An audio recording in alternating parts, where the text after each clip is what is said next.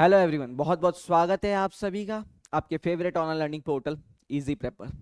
तो डियर बीयू के third semester civil engineering के स्टूडेंट्स, आप सभी के लिए ये सेशन बहुत इंपॉर्टेंट होने वाला है। आज हम जानेंगे सिविल इंजीनियरिंग में थर्ड सेमेस्टर में आपको क्या सिलेबस रहने वाला है, कौन कौन से सब्जेक्ट्स आपको पढ़ने हैं, which are the major topics that you have to study about, कौन कौन से टॉपिक्स आपको देखने हैं, और उसी के साथ साथ बात करेंगे किस तरीके से इजी प्रेप की मदद से आप अपनी सेमेस्टर की इस तैयारी को और भी बेहतरीन तरीके से बूस्ट अप कर सकते हैं।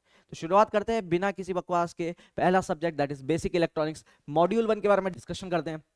तो आपको कौन कौन से टॉपिक्स देखने हैं, जैसे डायोड्स, उनकी एप्लीकेशंस, सेमीकंडक्टर डायोड क्या होता है, आइडियल वर्सेस प्रैक्टिकल कर्व्स क्या है, रेजिस्टेंस लेवल्स क्या है, डायोड इक्विवेलेंट सर्किट्स क्या होते हैं, लोड लाइन एनालिसिस के बारे में आपको बात करनी है, डायोड को कैसे स्विच और रेक्टिफायर जैसे यूज कर सकते हैं, हाफ वेव और फुल वेव रेक्टिफायर्स क्या है, ब्रेकडाउन मैकेनिज्म्स कौन कौन सी होती है, जीना डायोड क्या है, उसकी application operations, opto electronic devices जिसमें एलईडी आ गए, फोटो डायोड्स हो गए, उनके एप्लीकेशन के बारे में आपको बात करना है, सिलिकॉन कंट्रोल्ड रेक्टिफायर यानी एससीआर के बारे में, उनकी कंस्ट्रक्शन, उनकी कैरेक्टरिस्टिक्स, रेटिंग्स, एप्लीकेशन, इन सब के बारे में आपको स्टडी करना है। अगर मैं मॉड्यूल 2 की बात करता हूं तो ट्रांजिस्टर कैरेक्टरिस्टिक्स के बारे में बात करना है, बीजेटीज के बारे में आपको बात करनी है। उसके बाद में अगर बात करें तो common emitter, common collector configuration कौन कौन सी है, ऑपरेटिंग पॉइंट्स क्या होते हैं, वोल्टेज डिवाइडर बायस कॉन्फ़िगरेशंस क्या है, फील्ड इफेक्ट ट्रांजिस्टर यानी एफईटीज के बारे में आपको बातचीत करना है। उसके बारे में बात करें डिप्लीशन और enhancement type metal oxide semiconductor यानी मॉसफेट्स के बारे में आपको बात करनी है।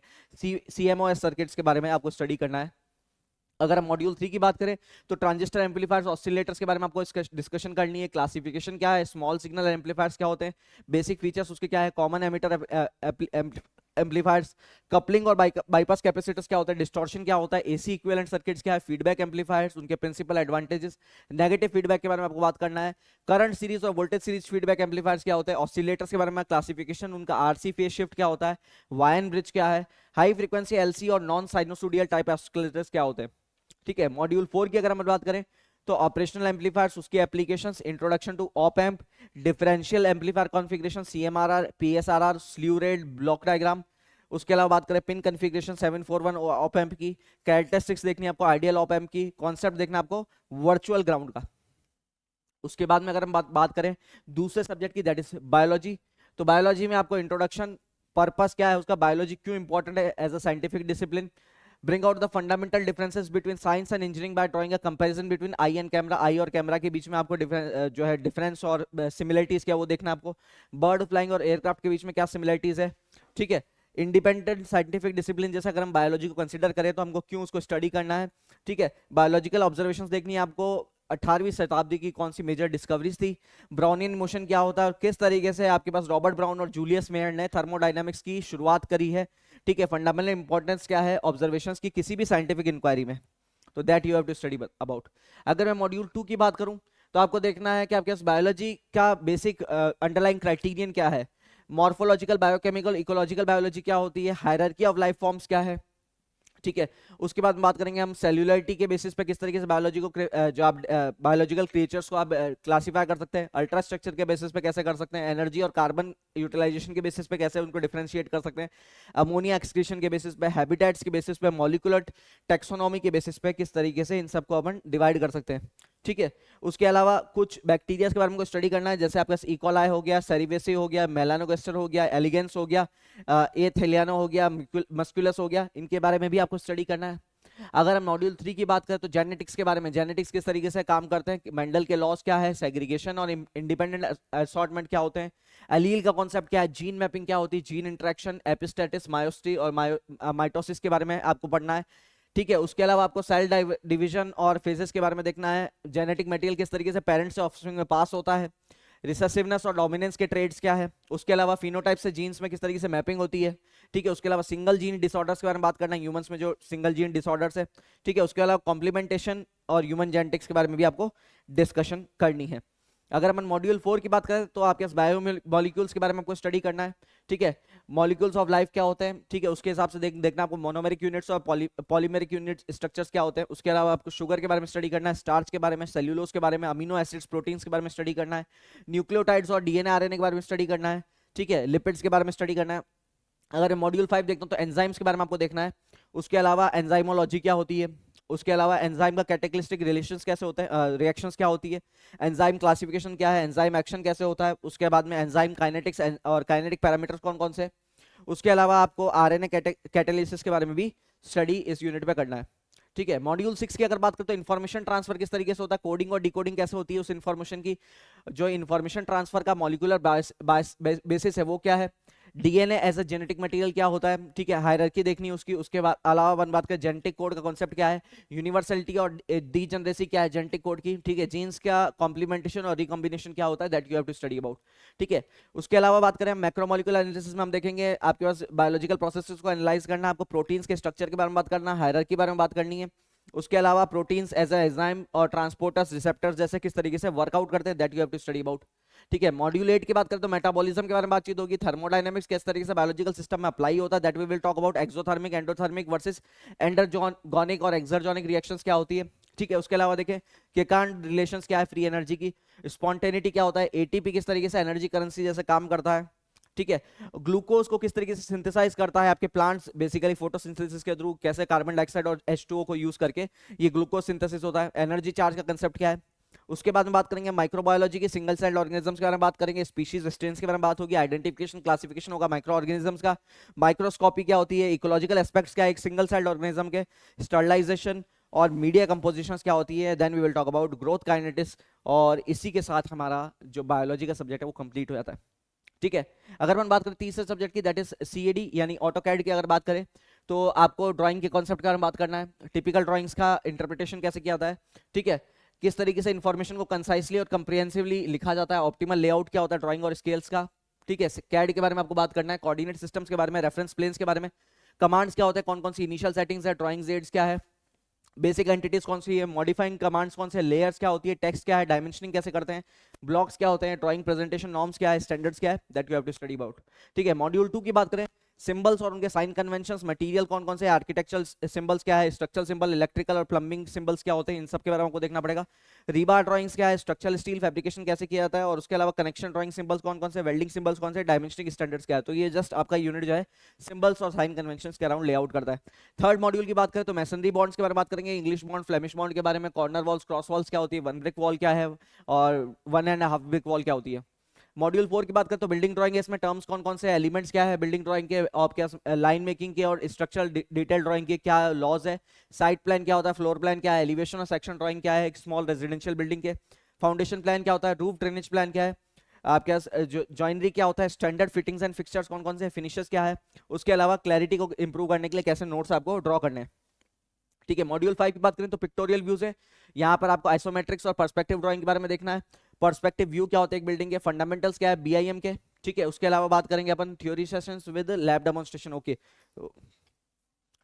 तो ये आपका तीसरा सब्जेक्ट कैड खत्म होता है। अगर हम फोर्थ सब्जेक्ट की बात करें दैट इज इंजीनियरिंग मैकेनिक्स, तो इंजीनियरिंग मैकेनिक्स के बारे में आपको बात करनी है, फोर्स सिस्टम्स क्या है उसके बेसिक कॉन्सेप्ट्स क्या है, पार्टिकल इक्विलिब्रियम क्या होता है 2D और 3D में, रिजिड बॉडी इक्विलिब्रियम क्या है, सिस्टम ऑफ फोर्सेस क्या होता है, कोप्लेनर कंकरेंट फोर्सेस क्या है, components in space that is resultant moment of forces and application उसके बारे में स्टडी करना है, ठीक है। कपल्स के बारे में, रिजल्टेंट्स ऑफ फोर्स सिस्टम के बारे में, सिस्टम ऑफ फोर्सेस का इक्विलिब्रियम कैसे आप कैलकुलेट करते हैं, फ्री बॉडी डायग्राम्स क्या होता है, इक्विलिब्रियम की क्या इक्वेशंस है कोप्लेनर सिस्टम और स्पेशल सिस्टम्स में, स्टैटिक इंडिटरमिनेसी क्या होती है, that you have to study about. Module 2 की अगर हम बात करें तो फ्रिक्शन के बारे में बात करना है, types of friction, limiting friction, laws of friction, static dynamic friction, motion of bodies, wedge friction क्या होता है, स्क्रू जैक और डिफरेंशियल स्क्रू जैक क्या होता है, that you have to study about. Module 3 की बात करते हैं तो स्ट्रक्चरल एनालिसिस के बारे में देखना है आपको, 3 डायमेंशन में इक्विलिब्रियम कैसे होता है, सेक्शन के आपके पास मेथड्स क्या है, जॉइंट्स क्या होते हैं, ठीक है, मेंबर टेंशन या कंप्रेशन में उसको कैसे पता करते हैं, सिंपल ट्रसेस क्या है, जीरो फोर्स मेंबर कौन कौन से होता है, बीम्स अलग अलग टाइप की बीम्स कौन सी है, फ्रेम्स और मशीन्स के बारे में आपको बात करना है। मॉड्यूल 4 की बात करें तो सेंट्रॉइड सीजी क्या होता है, सेंट्रॉइड जो आपके सिंपल फिगर्स है उनका सीजी आपको ड्रॉ करना है, सेंट्रॉइड के कंपोजिट सेक्शन के सेंट्रॉइड ड्रॉ करना है, सीजी और उसके एप्लीकेशंस के बारे में बात करनी है, एरिया मोमेंट की बात करनी है, इनर्शिया की डेफिनेशन क्या है, मोमेंट ऑफ इनर्शिया क्या होता है, ठीक है। उसके अलावा अपन उसके बाद में थ्योरम्स की बात करेंगे, उसके बाद में स्टैंडर्ड सेक्शंस के मोमेंट ऑफ इनर्शिया और कंपोजिट सेक्शंस के बारे में बात भी करेंगे, ठीक है, उनका मोमेंट ऑफ इनर्शिया कैसे निकाला जाता है, ठीक है। सर्कुलर प्लेट का moment of inertia, cylinder, cone, sphere, hook का मोमेंट ऑफ इनर्शिया कैसे निकालना है। मॉड्यूल 5 के अंदर बात करें तो वर्चुअल वर्क एनर्जी मेथड्स के बारे में बात होगी, वर्चुअल डिस्प्लेसमेंट्स क्या है, वर्चुअल वर्क प्रिंसिपल क्या है पार्टिकल्स के लिए, रिजिड बॉडीज के लिए, डिग्री ऑफ फ्रीडम क्या होता है, एक्टिव फोर्स डायग्राम क्या है, systems with friction, mechanical efficiency, conservative forces और पोटेंशियल एनर्जी आपके पास क्या सिस्टम्स है, एनर्जी इक्वेशंस क्या इक्विलिब्रियम के लिए, एप्लीकेशन ऑफ एनर्जी मेथड्स क्या होते हैं और स्टेबिलिटी ऑफ इक्विलिब्रियम क्या है। अगर मॉड्यूल 6 की बात करें तो पार्टिकल डायनामिक्स की बात होगी, रेक्टिलिनियर मोशन क्या होता है, प्लेन कर्विलिनियर मोशन क्या होता है, उसके बाद 3D कर्विलिनियर मोशन क्या है, रिलेटिव और कंस्ट्रेंट मोशन क्या है, उसके अलावा हम बात करेंगे work kinetic energy, power, potential energy के बारे में, इंपल्स मोमेंटम थ्योरम्स के बारे में, इंपैक्ट क्या है उसके बारे में बातचीत करेंगे। ठीक है, मॉड्यूल 7 अगर अपन देखते हैं तो काइनेटिक्स ऑफ रिजिड बॉडी आपको देखनी है, जिसके अंदर बेसिक टर्म्स क्या है, जनरल प्रिंसिपल्स क्या है, कौन कौन से टाइप के मोशंस होते हैं, इंस्टेंटेनियस सेंटर ऑफ रोटेशन जो है प्लेन मोशन में और सिंपल प्रॉब्लम्स होती है उसके ऊपर अभी अपन डिस्कस करेंगे। ठीक है, डी एलम्बर्ट प्रिंसिपल क्या है, उसके एप्लीकेशंस क्या है। ठीक है, वर्क एनर्जी प्रिंसिपल क्या है। उसके अलावा अगर अपन बात करें kinetics of rigid body rotation किस तरीके से होता है।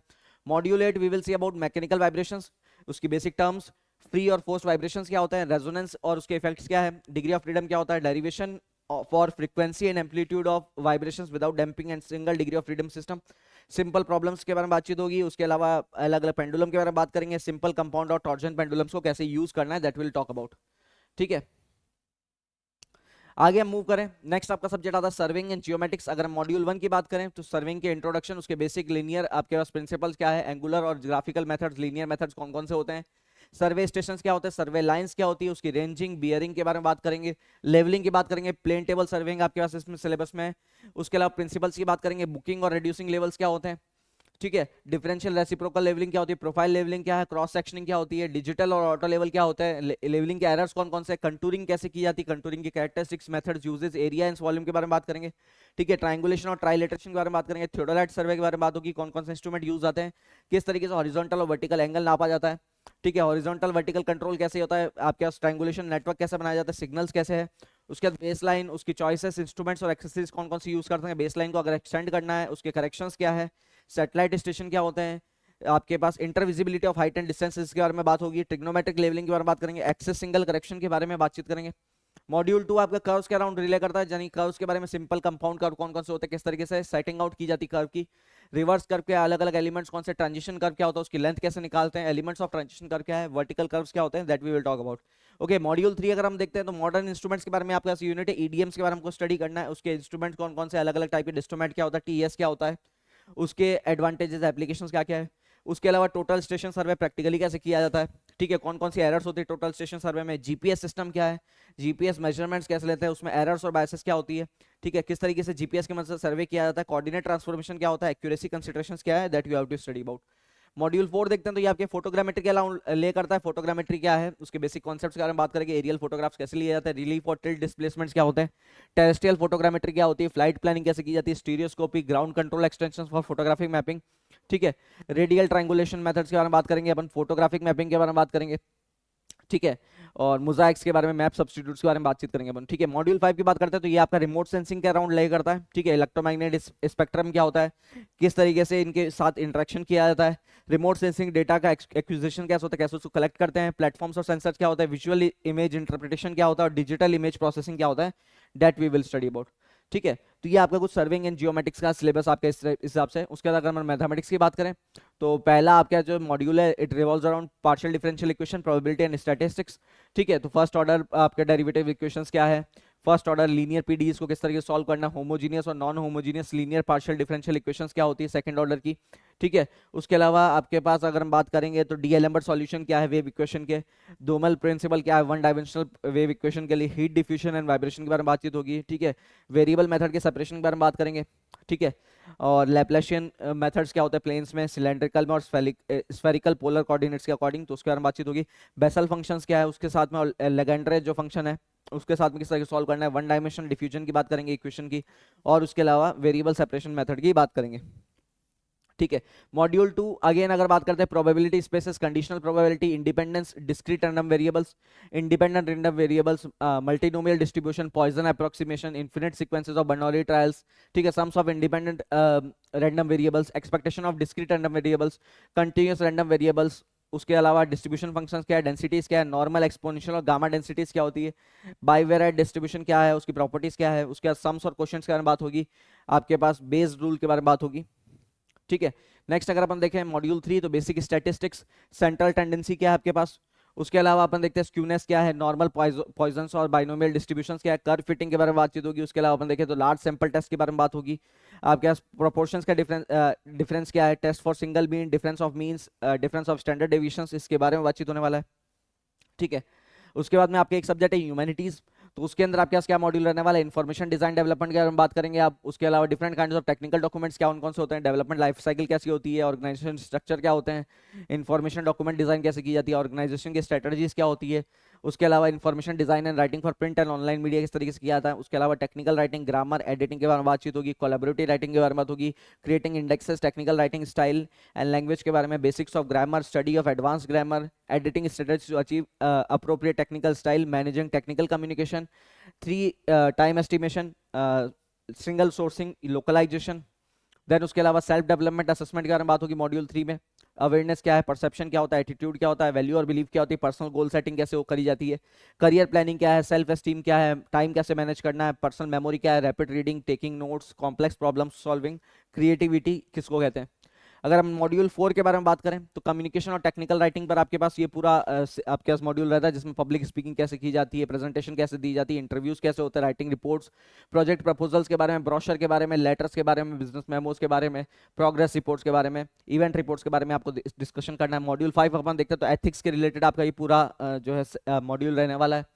ठीक है, उसके बाद एक लास्ट सब्जेक्ट आपके पास that is introduction to civil engineering. इसमें आपके बहुत लंबा आपका सिलेबस है। अगर इसके अगर बात करते हैं तो पहला यूनिट आपके पास बेसिक्स ऑफ सिविल इंजीनियरिंग के अराउंड सिचुएट करता है।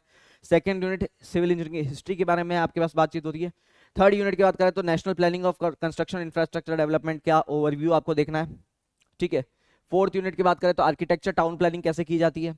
देन बिल्डिंग मटेरियल्स के फंडामेंटल्स के बारे में आपको देखना है। उसके बाद में अपन बात करें कंस्ट्रक्शन मैनेजमेंट और कॉन्ट्रैक्ट मैनेजमेंट के बारे में आपको देखना है। इन्वायरमेंटल इंजीनियरिंग और सस्टेनेबिलिटी के बारे में देखना है। जियो टेक्निकल इंजीनियरिंग के बारे में कुछ टॉपिक्स आपको देखने हैं। उसके अलावा हाइड्रोलिक्स, हाइड्रोलॉजी और water resource engineering. 10th unit आपके ओशियन इंजीनियरिंग। 11th यूनिट है पावर प्लांट स्ट्रक्चर्स। 12th है स्ट्रक्चरल इंजीनियरिंग, अगेन सोम टॉस आपको इसमें देखना पड़ेगा थोड़ा। सर्विंग और ज्योमेटिक्स की भी एक यूनिट है। उसके अलावा अपन ट्रैफिक और ट्रांसपोर्टेशन इंजीनियरिंग की बात करेंगे। रिपेयर एंड रिहेबिलिटेशन कैसे किया जाता है स्ट्रक्चर्स का, that we will also talk about. Computational methods क्या है, आईटी के आईओटी कैसे इस तरीके से सिविल इंजीनियरिंग में यूज आ रहा है, कौन कौन से सॉफ्टवेयर हम यूज करते हैं सिविल इंजीनियरिंग में। इंडस्ट्रियल लेक्चर्स के बारे में बात करेंगे, प्रोफेशनलिज्म के बारे में बात करेंगे। तो इसके साथ में आपका ये पूरा सिलेबस कंप्लीट होता है। अब मैं लास्ट में बात करूंगा आपके इजी प्रेप किस तरीके से आपके सेमेस्टर के अंदर आपकी हेल्प कर सकता है आपके एग्जामिनेशंस में बेटर स्कोर करने में। अगर हम बात करें तो इजी प्रेप का एक डेडिकेटेड कोर्स है दैट इज उम्मीद बैच। अगर मैं इस उम्मीद बैच की बात करता हूं तो इस उम्मीद बैच के अगर मैं कुछ बेसिक आपको फीचर्स बताऊं तो पहली बात सारे लेक्चर्स आपके dedicated live plus recorded batch है, यानी जो आपके कोर सब्जेक्ट्स है वो बिल्कुल लाइव लिए जाते हैं और उसके साथ साथ में जो सेकेंडरी सब्जेक्ट्स है that are given you in recorded format. PDF notes आपको मिलेंगे इनके सारे सब्जेक्ट्स के, प्रीवियस और मोस्ट एक्सपेक्टेड क्वेश्चंस हम सॉल्व करेंगे, कंप्लीट थ्योरी और न्यूमेरिकल प्रॉब्लम्स हम सॉल्व करने वाले हैं, रेगुलर डाउट सेशंस रहते हैं, 24/7 टेक्निकल सपोर्ट आपको मिलेगा। इस ऐप को आप अपने मोबाइल में, टैबलेट पर, पीसी पर, आपके लैपटॉप पर, कहीं पर भी आप एक्सेस कर सकते हैं। और इसी के साथ साथ आपके थर्ड सेमेस्टर के बैचेस पर अभी हैवी डिस्काउंटेड प्राइसेस अभी लाइव है। तो डियर आपका एक सेमेस्टर का जो फी है वो 1999 से डिस्काउंटेड प्राइस में अगर बात करूं तो केवल 999 रुपीज में अवेलेबल है। 50% डिस्काउंट आपको देखने को मिल रहा है। उसी के साथ साथ में अगर आप third plus fourth same purchase करते हैं, यानी 2 सेमेस्टर कोर्स अगर आप एक साथ परचेज करते हैं, तो जो प्राइस है वो 3999 से यानी 4000 रुपए से कम करके 1799 रुपए मात्र कर दी गई है। तो इन डिस्काउंटेड प्राइस का लाभ उठा के आप अपने इन कोर्सेज में खुद को एनरोल कर सकते हैं अपने सेमेस्टर के एग्जामिनेशंस और फ्यूचर स्टडीज के लिए अपने आप को बेहतर तरीके से आप क्या कर सकते हैं, बेहतर तरीके से आप प्रिपेयर कर सकते हैं। तो thank you so much for joining. आज के सेशन में इतना ही, नेक्स्ट सेशन लेकर फिर हाजिर होंगे कुछ दूसरे कॉन्सेप्ट्स के साथ में, कुछ दूसरी बातों के साथ में। तब तक के लिए thank you so much for joining. जुड़े रहिए आपके favourite online learning platform easy prep के साथ। Thank you so much.